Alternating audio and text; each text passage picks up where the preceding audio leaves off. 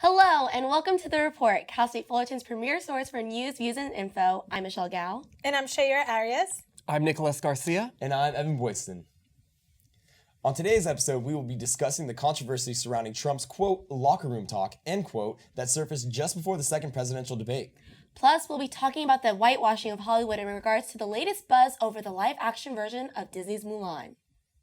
Also, we'll bring you the latest on Hurricane Matthew, as well as Samsung's exploding phones. All this and more on today's episode of The Report.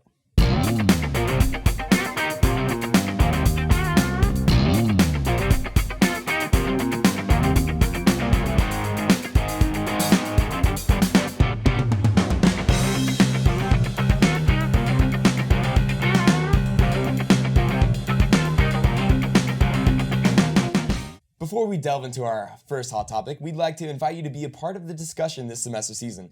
Click on the link in the caption of any of our report episodes to fill out a secure Google form with your opinion on any controversial issue that we've talked about now or in the past, as many of these issues are reoccurring and evolving, ranging from gun control to abortion, climate change, or the state of politics right now. All we ask is to please keep it civil, and as with any essay, cite your sources. The rape accusations leveled against Donald Trump are getting national attention. In a statement released shortly after the Washington Post published the damning video, Trump dismissed the comments as, quote, locker room banter, end quote, and stated, quote, when you're a star, you can do whatever the hell you want to women's bodies, including grabbing them by the pussy, end quote. The country is taking a closer look at what may be a history of not only sexually violent words, but sexually violent actions. According to legal documents, Trump has been accused of raping a 13-year-old child, raping his ex-wife, and attempting to rape a former business associate. He vehemently denies all of these accusations, but Trump has bragged about forcing himself on women and grabbing them. Author and social media star Kelly Oxford saw it for what it was, sexual assault. Quote, women, tweet me with your first assaults, end quote, she said to her 746,000 Twitter followers. The responses came flooding in, one after another. So what is your guys' take on this whole situation right now, especially with this election going on? What do we do as a country? Well, I think it's pretty embarrassing, the fact that this is the man that the Republican Party has chosen to be the candidate for the presidency, and then that has had for about the past few months such a close tie to Hillary, so potentially he could have won, let's say. I think that after this video has come out and has been released, thankfully, a lot of those people that were supporting him are slowly starting to realize this is the man that could potentially represent me. Yeah. Is this what I want? Do I want somebody who's a pervert, like representing me as my president for the country? And obviously, I don't think he's going to go anywhere with this after that. This is just, I guess, the straw that broke the camel's back, which I think that, that straw might have been for most people in America a long time ago. He's insulted so many people and made so many crazy, crazy statements. But for the Republican Party, this is what it took. And hopefully that's what it took to not have Donald Trump as our president. Well, the Republicans only have themselves to blame for having Trump because they voted for him. They were the ones that threw out the primaries and whatnot.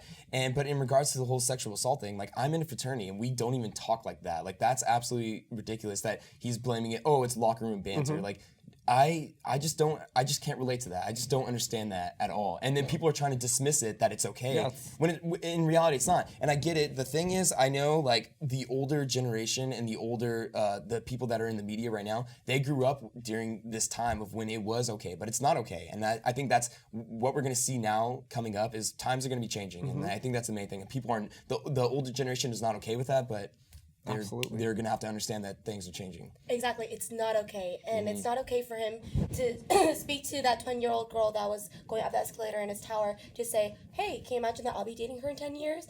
And it really bothers me that he is addressing this issue with the video that was released as, oh, these were just statements. I never did anything. Yet he has 7 cases of sexual assault that women are coming out and reporting against him. So a lot of these cases are things that he said on the bus with Billy was that he kissed women on the lips when he first sees them, and they're like, what is this stranger?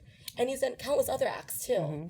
So I don't know. I think just like we are the thing is one of the main things is that he was on the job when this was happening. Like he wasn't in a locker room. He was not in a locker room. He was on with a bus a mic. with a hot mic. You have to understand like what's gonna be happening. You have to understand the repercussions. And obviously he doesn't care. And I get it. He's a businessman. He has a lot of money, but that still doesn't excuse it. Just because you have power doesn't mean anything. No. It doesn't mean you should sexually And assault. it's not just locker room talk, because in 2005 on the Howard Stern's radio show, he was talking about how he used his position as owner of the Miss Universe pageant to basically he would walk into the rooms without announcing himself when these women were like topless or like half dressed, and he knew that. He said, "Look at the power I have. Look at what I can do." No, it's completely indefensible, and it seems like his only defense is to go back to, as far as attacking, because it is taking part in an election.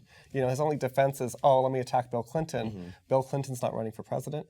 And I believe it was NBC News, maybe it was the Wall Street Journal poll. They polled Americans on whether or not Hillary Clinton should be judged on her husband's actions, and 62% of Americans think that Bill Clinton should have nothing to do with this election because he's not running for president.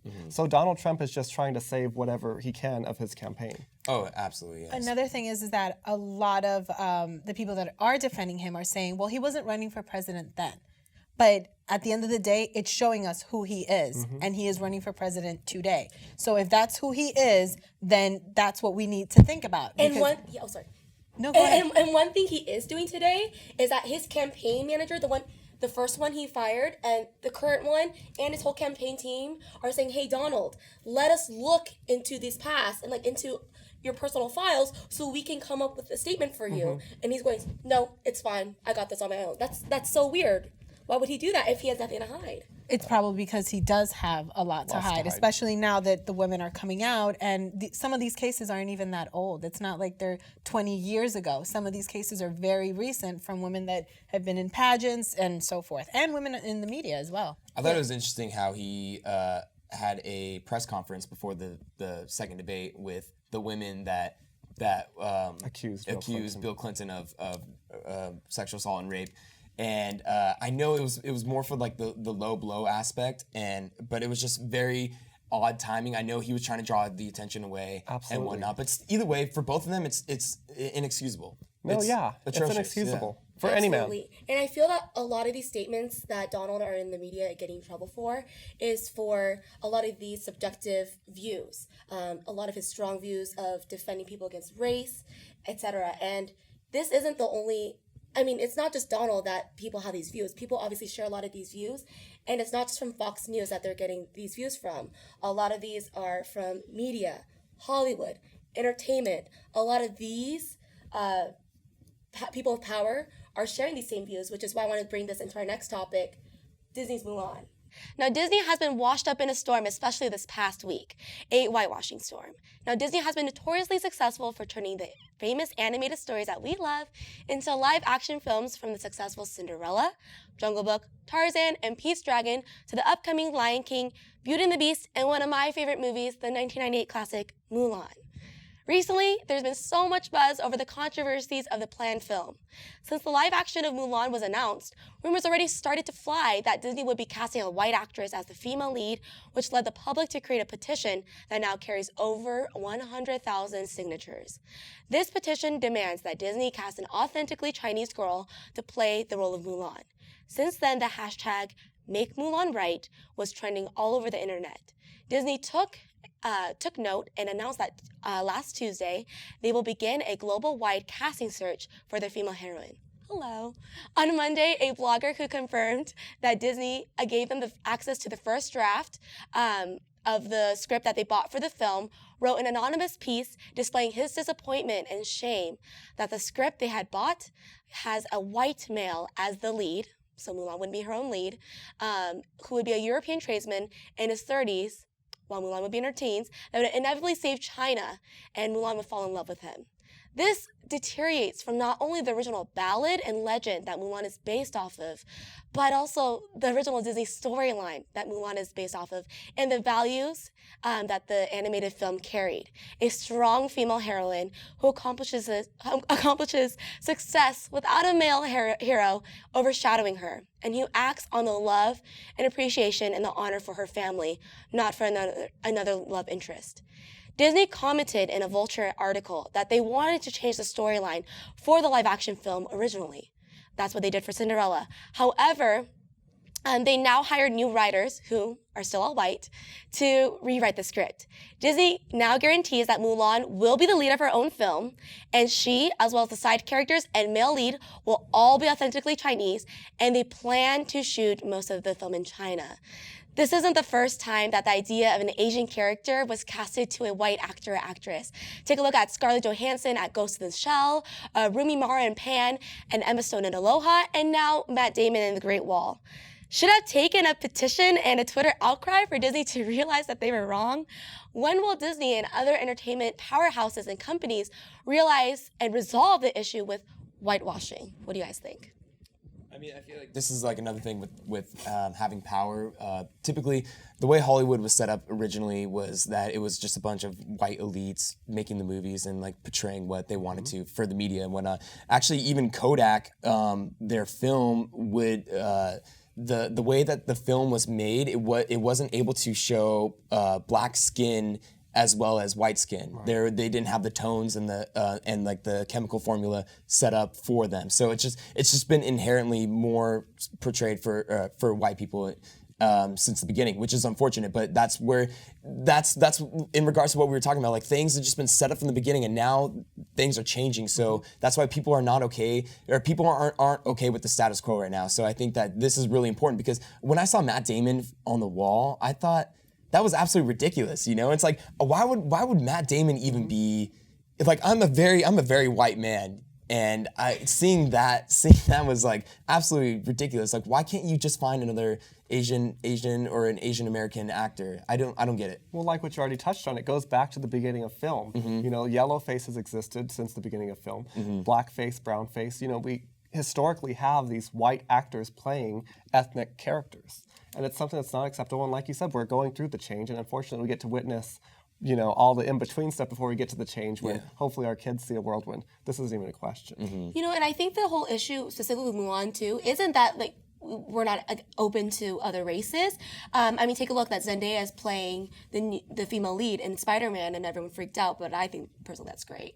But it's the whole idea that Mulan is based off a historical story, a legend that ancient Chinese writers have written and developed. And at the time, they were fine with it being all Chinese. And that's what Disney took that story and based off their animated version off of. And so I think you should do the Chinese the respect of using their story and use an all Chinese. Absolutely. And if that's not the case, then make up a different story. Don't take somebody else's culture and then try to make it into something that it isn't. Don't call it Mulan. When I saw Mulan the first time, and I'm Latina, I was able to relate to her because of her character as a woman that she was portraying at the time. Yeah. I wasn't thinking about race. I wasn't thinking whether if she was Chinese or anything of that sort. And I think it doesn't even matter who the writers are, whether if they're white, that's not the point. The point is that in this culture right now, this day and age, with so much issues going on with race,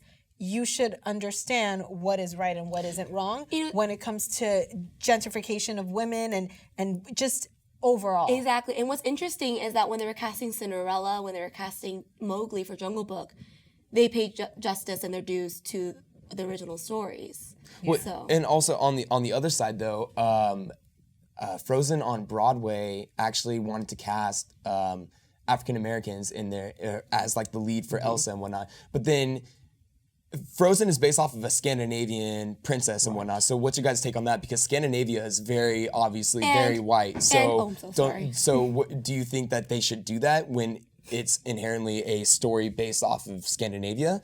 And I will comment that in Disney California Adventures, their new Frozen musical, they do have other ethnicities play the leads of Anna and Elsa too. They have African Americans, they have Asians, all sorts. So I'm just curious though, is like what's the right? What do we do? Because consistently, it's like these stories are originally from Ireland or England, where there predominantly are white people, and that's usually the argument that maybe Disney puts out and Disney supporters put out that, well, you know, historically they're white.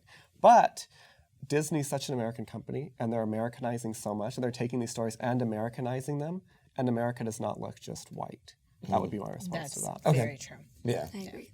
I think it'll start to get better as time goes by because there's so many more ethnicities that are coming along within time.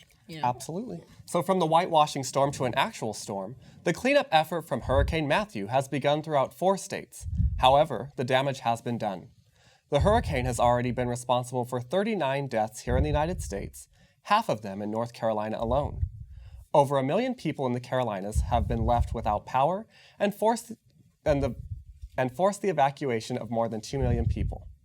Home and commercial property is at an estimated $4 to $6 million in damage, the third highest cost behind Hurricanes Katrina and Sandy. Reporter Jillian Salas covered the presidential debate viewings on campus. Let's see what students had to say. So our big goal this semester in general is to register 10% of our student population, which is about 3,900 people on campus. Saba Ansari of ASI Lobby Corp says that the organization is hosting viewing parties of the presidential debates to improve student voter registration. And we wanted to get students excited about the election, about what was going on, and to get them involved and to make them feel like they do have a voice, which is what Lobby Corps is all about. With Hillary Clinton and Donald Trump facing off at the podium, millennial voter turnout is still an ongoing issue. This year's presidential election sparks heavy debates over hot topics like national security and healthcare policies. Students look towards the debates for progression, but some are still left at a stalemate. I don't think there was anything new necessarily. I thought it was just maybe like a review of what we heard in the primaries. Right. Yeah. I learned a little bit more about how much our political environment deals with a lot of swashbuckling and stuff, and personal attacks and things like that. But I really wanted to learn more about what each candidate was going to do for our country. But other students had stronger feelings. In watching it, you could clearly see the differences between the 2 candidates. I think one candidate definitely showed her quality and understanding of the topics at hand. Despite infamous party symbols making appearances in the showings, CSUF students still meet in peace to see their next future leader. John Carricillo says that this generation is playing an important role in this year's race. I think 2016, especially for our age, like us millennials and stuff, it's definitely brought us a lot closer. I know in previous elections, a lot of people our age, our generation, have been kind of tuned out. It didn't really matter to them. I think even when Bernie Sanders came in, that really affected it. I think, it's good that this stuff actually matters. The Lobby Corps will also be hosting an all-day event on October 24th with the hashtag CSUF Vote. This is the last day to register to vote in California before the election, November 8th. Cal State Fullerton students and the rest of the nation just have weeks to decide who they're going to elect for the next president of the United States. This is Jillian Salas for The Report. Financial trouble looms for Samsung as their Galaxy Note 7 smartphones continue to catch fire. The South Korea-based company has dropped a 7.5% drop in its shares, dropping its value approximately by $20 billion, making it its biggest financial plunge since 2008. Production of the phone is currently halted as replacement phones continue to explode. Samsung released a statement earlier this week. For the benefit of consumer safety, we've stopped sales and exchange of the Galaxy Note 7 and have consequently decided to stop production, end quote. John Stump, the longtime CEO of Wells Fargo Bank, has now resigned as the second largest bank company is in a heated scandal over its sales practices. The company's chief operating officer, Tim Sloan, will take over as CEO. This comes after Wells Fargo had opened millions of bank accounts without their customers' permission. In an NPR interview with prior employees, they discussed the amount of pressure the managers would enforce onto them to hit their quotas. The former CEO, on the other hand, states that the higher-up executives did no such thing, even though the CEO had a famous saying, quote, 8 is great, end quote, as in open 8 accounts a day or else. Well, that's all the time we have for on this episode of The Report. Tune in next time for more reviews, news, and info. I'm Michelle Gao. And I'm Shayra Arias. I'm Nicholas Garcia. Stay tuned for next week's episode on sexual assault. I'm Evan Boydson. Stay fresh, Fullerton.